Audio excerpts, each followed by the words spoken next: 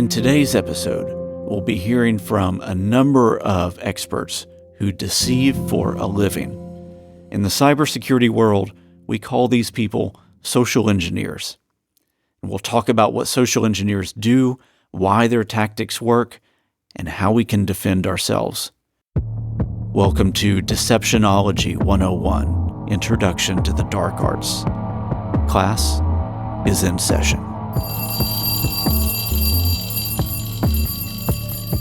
A pretext is who you're pretending to be. Let's just say a con man or a scammer gets you to part with your money by building trust, rapport, making you feel like they're your friend, like they want to help you. I had a lot of experience of threat actors of all different types targeting specific individuals and what that looks like and what the signs are and how quickly you can go from being slightly suspicious of someone to completely fine with them. Fear runs much faster in our brains than other emotions. And so you've got to get out ahead of that. And one of the techniques I talk about is the slow down and frown technique. You've probably heard the advice that smiling for 30 seconds will trick your brain into releasing endorphins and make you happier. I think that frowning for 30 seconds also does the same thing to increase your own skepticism. A pretext is more than just assuming another person's identity.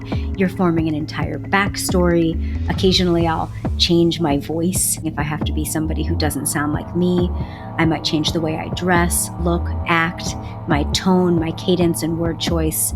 This is often shocking, but often in like 3 or 4 messages, all that suspicion can be dismissed with the right words coming from that person. So it helps you spot the red flags, but it also helps you start to question information, right? That doesn't sound right. And I think, again, giving yourself some time to slow down to process is good. That lets your neocortex kick in. But also frowning, I think, helps you naturally increase your own skepticism or vigilance.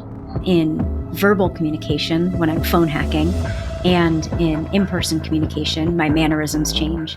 And over email, I might use more emojis, more exclamation points, or fewer, and use a completely different lexicon. It just depends who I'm pretending to be.